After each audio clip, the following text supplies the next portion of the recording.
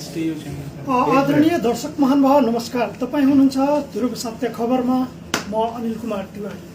विशेष आज म भारतको मित्र राष्ट्र भारतको म पटनामा पुगेको छु। पटनामा विशेष म शैक्षिक समाचारको सङ्कलनको हिसाबले म आज पटना आएको हुँ, जहाँ पटनामा रोजमाइन भन्ने एउटा संस्था रहेको छ, रोजमाइन एजुकेसनल च्यारिटेबल ट्रस्ट भन्ने, जुन कि विशेष गरेर इन्डियाको लागि जे जस्तो होस् तर नेपालका नेपाली विद्यार्थी जो कि फिस नतिरिकन पढ्नलाई समस्या छ, फिस नभइकन त्यस्ता समस्यामा रहेका बच्चाहरूको लागि यस रोजमाइनले गत वर्षहरूमा यसले थुप्रै सहयोगहरू, फिस आफै तिरेर बच्चाले मात्रै खाना र हस्टेलको पैसा मात्रै तिरेर पुग्ने गरी यस रोजमाइनले सहयोग गर्दैछ। आज यस रोजमाइनको अफिसमा पुगेको छु। म यस रोजमाइनका प्रमुख व्यक्तित्व आदरणीय अवैस अम्बरजीसँग म केही कुरा तपाईँहरूलाई सूचित गराउनको लागि म आएको छु यहाँ। तपाईँ एकचोटि क्यामेरामा तपाईँ देखिराख्नु भएको छ। अवैस अम्बरजीलाई भारतका त्यस बेलाका तत्कालीन राष्ट्रपति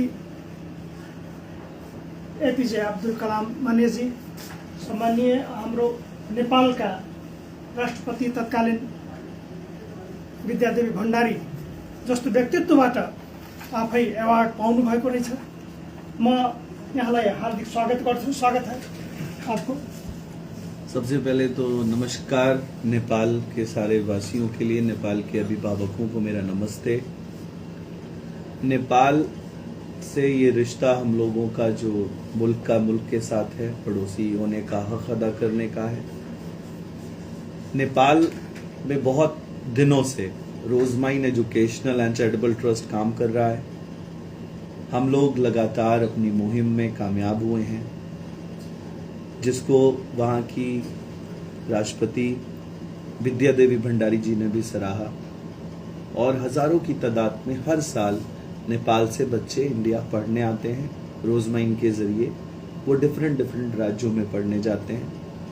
कुछ बातों का ख्याल रखना चाहिए नेपाल की सरकार को कि जब नेपाल की गवर्नमेंट को ये पता है कि पूरे देश में जो 70% बच्चा है वो नेपाल का भारत में पलायन करता है पढ़ने के लिए, हमने ये समझना है कि 3 तरह की यूनिवर्सिटी ग्रांट कमीशन सिस्टम है भारत में।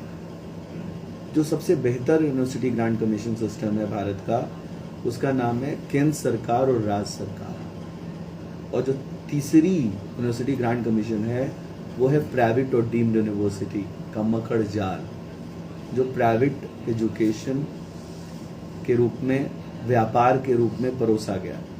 अब नेपाल गवर्नमेंट को मैं ये बताना चाहता हूँ और ये चैनल को धन्यवाद देना चाहता हूँ कि इतने बड़े मुहिम को लेके वहाँ से आप यहाँ तक आए समझने के लिए। नेपाल से मेरी मांग ये है कि अगर आप सिस्टम को समझना चाहते हैं तो भारत की केंद्र सरकार और राज्य सरकार जब अपना नामांकन की प्रक्रिया बंद कर देती है सितंबर के 30 तारीख तक, तो नेपाल गवर्नमेंट के +2 का रिजल्ट आना इस बात को दर्शाता है कि नेपाल की गवर्नमेंट ये चाहती है कि नेपाल के छात्र और छात्राएं प्राइवेट यूनिवर्सिटी ग्रांट कमीशन और कंसल्टेंसी एसोसिएशन की दुकान का फायदा बन जाएं और उनका व्यापार चले। ये दुख की बात है।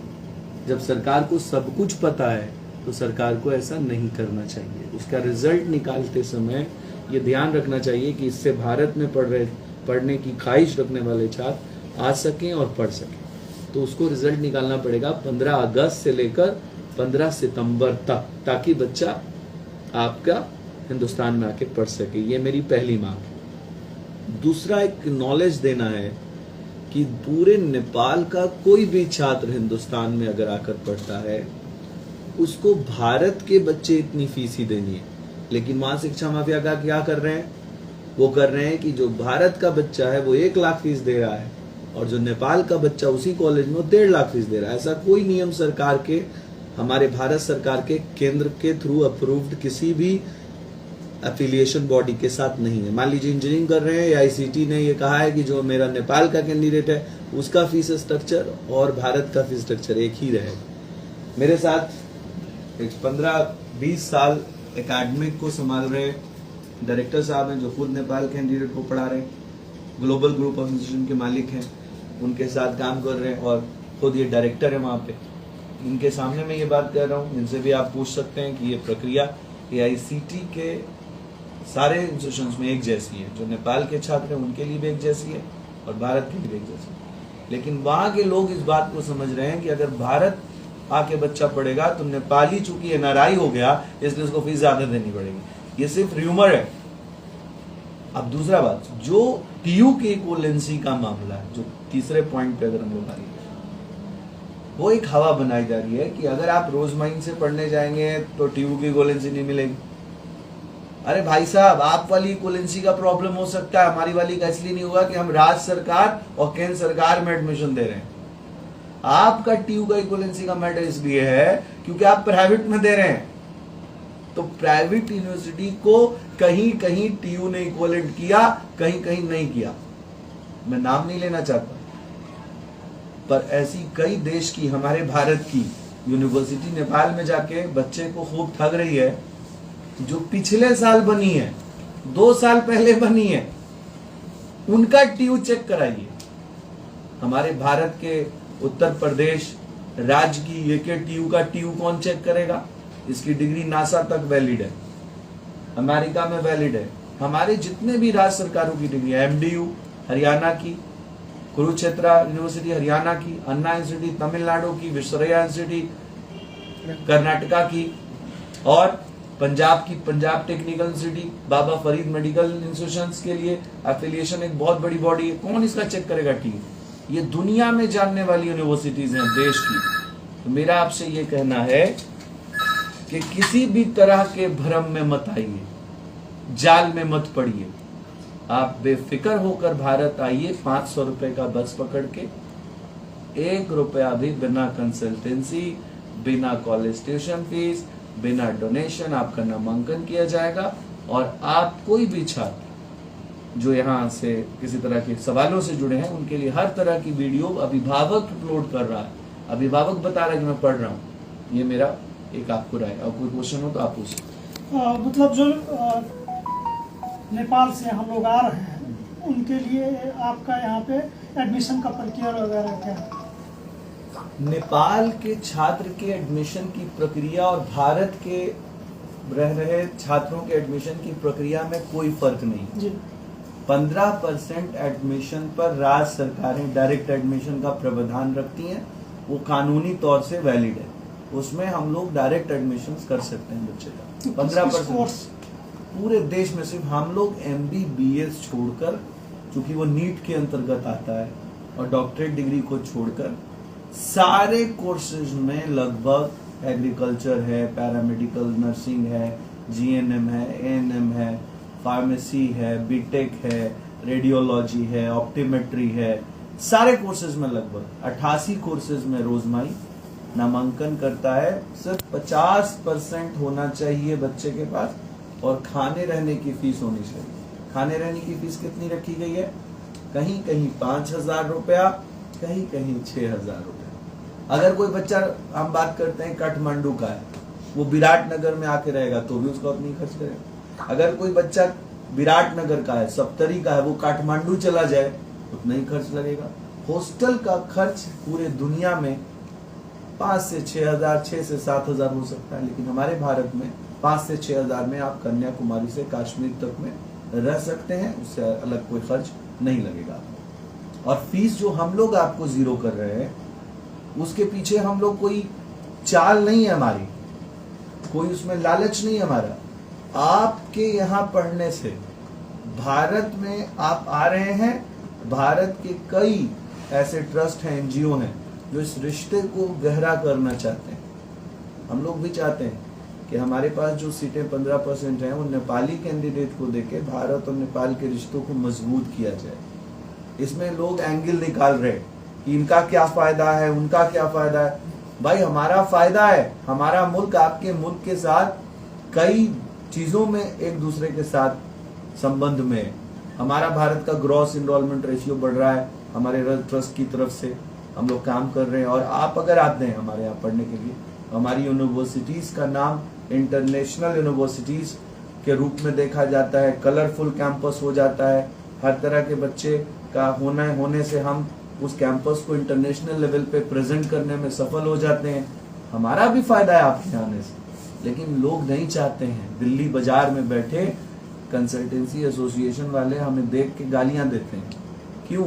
क्योंकि उनके कलेजे पे सांप लौट रहा है कि कैसे गरीब का बेटा बेटी पढ़ ले रहा है बिना पैसे। ये रिश्ता अगर मजबूत हो जाए तो नेपाल की गलियों में एक भी छात्र अशिक्षित नहीं रहेगा और एक भी कंसल्टेंसी जिंदा नहीं रहेगी। लेकिन वो एक भ्रम फैलाना, देखिए जितना अंधविश्वास फैलाइएगा बाबाओं का धंधा चलेगा, जितना अंधकार फैलाइएगा उतना ही अंधकार से उनका व्यापार चलेगा। वो अंधकार फैला रहे हैं शिक्षा में और चाहते हैं कि गरीब का बेटा यहाँ तक नहीं पहुंचे।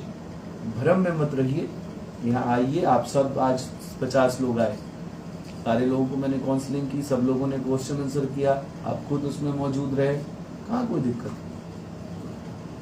कार्यक्रम के आप अंत में हैं, क्या संदेश देना चाहते हैं? संदेश हमारे मुख्य संदेश ये है कि यदि आपके पास खाने रहने का खर्च है, 50% मार्क्स है और आप भारत में पढ़ना चाहते हैं तो कहीं इधर उधर जाने की जरूरत नहीं है। आप डायरेक्ट यहाँ बच्चे आइए और काउंसलिंग की प्रक्रिया में शामिल होइए। काउंसलिंग की प्रक्रिया का कोई पैसा नहीं लगेगा आपके लिए। आप डायरेक्ट आइए, आपको ठीक लगेगा तो आप फॉर्म भरिएगा, फॉर्म भर के एडमिशन की प्रक्रिया में बढ़िएगा। कोई पैसा लेके मत आइए और किसी को पैसा न दीजिए। कोई बिटवीन मैन नहीं होना चाहिए आपको और मेरे बीच में। बस यही मेरा मुख्य फैसला है। Thank you. आदरणीय दर्शक महानुभाव, तपाईँ यति बेला देखिसक्नुभयो यस रोजमाइन एजुकेशनल चैरिटेबल ट्रस्टका प्रमुख व्यक्तित्व आदरणीय अवेश अम्बरजीसँग अहिले म कुरो गरेँ। उहाँले यसका प्रक्रियाहरूको बारेमा तपाईँलाई जानकारी गराउनु हो। वास्तवमा जुन यो गोरख धन्दा चल्दैछ, प्राइभेट संस्थानहरूको विशेष त्यसमाथि फोकस गर्दै उहाँले आफूले पढ्नलाई फिस तिर्न नसक्ने बच्चाहरूको लागि, त्यस्ता अभिभावकहरूको लागि एउटा सहयोगको रूपमा यो सहयोगी हातलाई अगाडि बढाउनु भएको छ।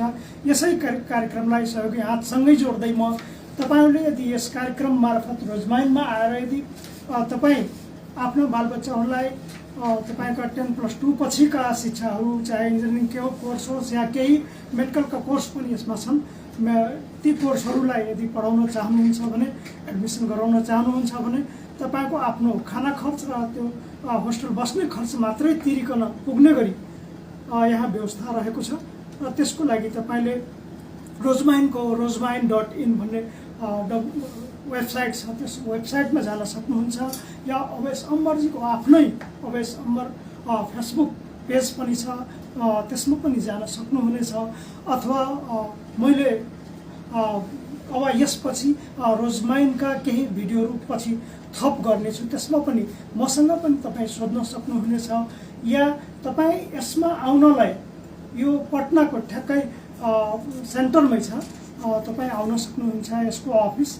र तपाईँ यसको लागि अनलाइन पनि 1000 फिस तिरिकन त्यहाँबाट तपाईँले यसको त्यति चार्ज दिएर तपाईँले फर्म भर्न सक्नुहुनेछ। त्यो फर्म भरेपछि तपाईँले काउन्सिलिङको लागि यहाँ बोलाउनुहुन्छ र तपाईँहरू काउन्सिलिङ गरिसकेपछि निश्चय छ एकचोटि तपाईँले आउनै पर्छ काउन्सिलिङको लागि, अनि मात्र अर्को कुनै प्राइभेट उसमा जानुपर्छ भन्ने। म पनि यहाँ आएर काउन्सिलिङ क्लासमा बसेँ र थुप्रै नेपालीहरू पनि आएको पाएँ, इन्डियाका थुप्रै प्रान्तहरूबाट आएको मैले भेटाएँ। त्यसरी हेर्दाखेरि र यहाँले बताएका कुरा हेर्दाखेरि एकदम स्पष्ट रहेको भेटियो।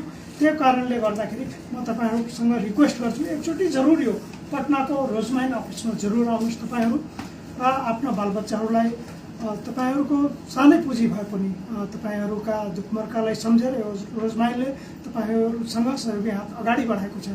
त्यसको फाइदा उठाउनुहोस् र कुनै सुझाव सल्लाह यसप्रति रोजमाइलप्रति यदि लिनु छ भने म अनिल कुमार तिवारीसँगै सोध्न चाहनुहुन्छ भने मेरो फोन नम्बर रहेको छ 9847276795 या 9812918281 मा पनि समेत तपाईँ सम्पर्क सम्बन्ध गर्न सक्नुहुनेछ।